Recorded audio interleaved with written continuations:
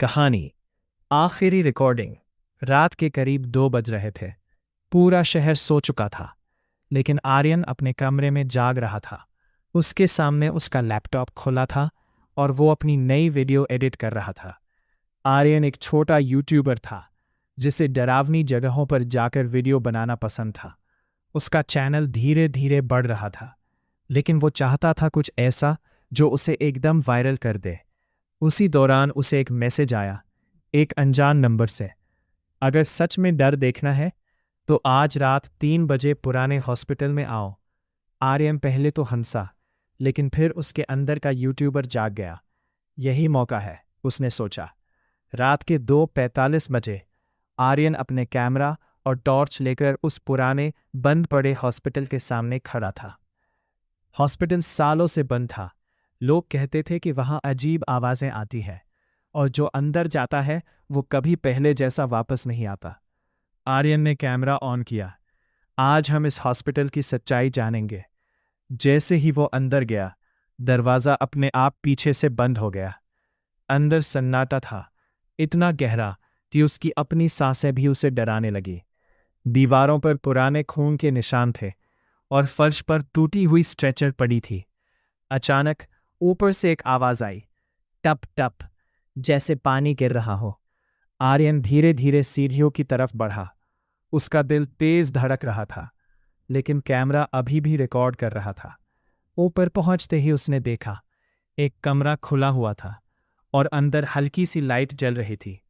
यहाँ लाइट कैसे हो सकती है, उसने सोचा।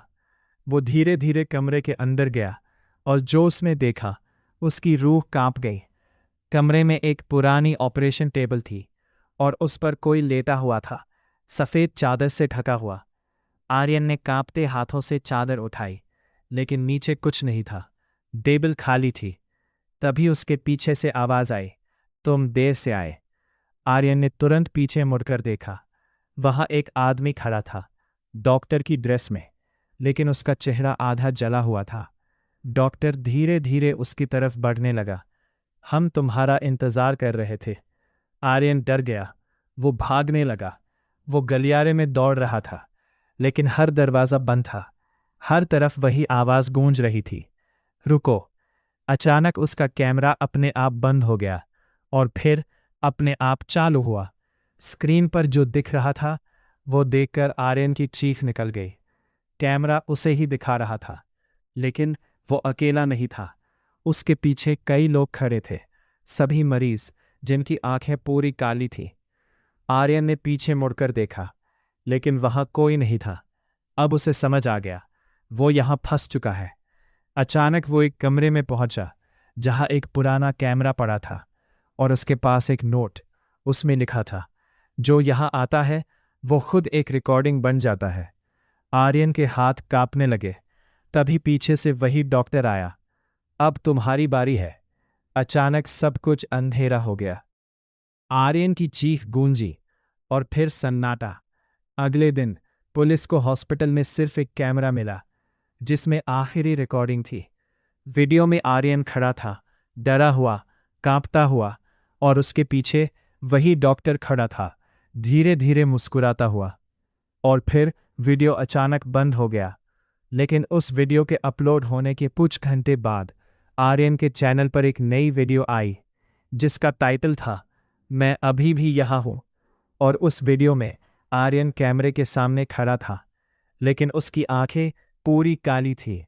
एंड लाइन, कुछ जगह सिर्फ यादें नहीं, लोगों को भी कैद कर लेती है। अगर आपको ये कहानी डरावनी लगी तो लाइक ज़रूर करें और ऐसी ही खतरनाक कहानियों के लिए गोलो स्टोरी को सब्सक्राइब करें। कहानी खाली हवेली का राज। गांव के किनारे एक पुरानी जर्जर हवेली खड़ी थी। लोग कहते थे कि रात के समय वहां अजीब आवाजें आती हैं और जो भी अंदर जाता है उसका पता नहीं चलता। आदित्य, एक साहसी लड़का, अपने 3 दोस्तों राहुल, प्रिया और अंशुल के साथ हिम्मत करके उस हवेली में जाने का फैसला करता है। वे सभी शाम के समय सूरज ढलते ही हवेली के सामने खड़े होते हैं। हवेली की दीवारों पर पुरानी मकड़ी के जाले, टूटे खिड़की के शीशे और जंग लगी लोहे की बालकनियां डरावना माहौल बना रही थीं। पहला कदम। जैसे ही वे अंदर गए, हवेली का दरवाज़ा अपने आप बंद हो गया। आदित्य ने बताया, डरने की कोई बात नहीं है, हम सब साथ हैं। लेकिन हवा में एक अजीब ठंडी सिहरन दौड़ गई। अजीब घटनाएं। दीवारों से अचानक आवाजें आने लगीं, बाहर जाओ। एक कमरे में तस्वीरें अचानक गिरने लगीं, जैसे कोई अदृश्य हाथ उन्हें हिला रहा हो। अंशुल ने देखा कि किसी ने उसके पीछे खड़ा होने का एहसास कराया, लेकिन वहां कोई था ही नहीं। भूत का सामना। एक बड़े हॉल में आदित्य और उसके दोस्तों ने देखा कि कमरे के बीच में एक छाया धीरे धीरे बन रही है। छाया ने उनकी ओर देखा और अचानक एक धीमी गहरी आवाज आई, तुम्हें सच जानना है? वे डर से ठिठक गए। आदित्य ने हिम्मत करके पूछा, कौन है तुम? भूत बोली, मैं उस हवेली में रहने वाली आत्मा हूँ। कई साल पहले गांव वालों ने मेरे साथ अन्याय किया था और मेरा राज छुपा दिया गया। सच का खुलासा। भूत ने उन्हें बताया कि हवेली के नीचे एक पुराना खजाना छुपा हुआ है और वही कारण था कि गांव वाले उसे छोड़कर चले गए। भूत ने कहा कि अगर आदित्य और उसके दोस्त सच बताएंगे तो आत्मा शांति पाएगी। आखिरी दृश्य। आदित्य और उसके दोस्त सुरक्षित बाहर आए। हवेली के ऊपर का अंधेरा शांत हो गया और रात के डरावने अनुभव के बाद भी उन्हें ये यादगार और रोमांचक लगा। आदित्य ने कहा, कभी कभी डर आपको सच तक पहुंचाता है। क्या आप भी ऐसी हवेली में जाएंगे? अगर हिम्मत है तो कमेंट में बताइए और गोलू स्टोरीज को सब्सक्राइब करना मत भूलिए।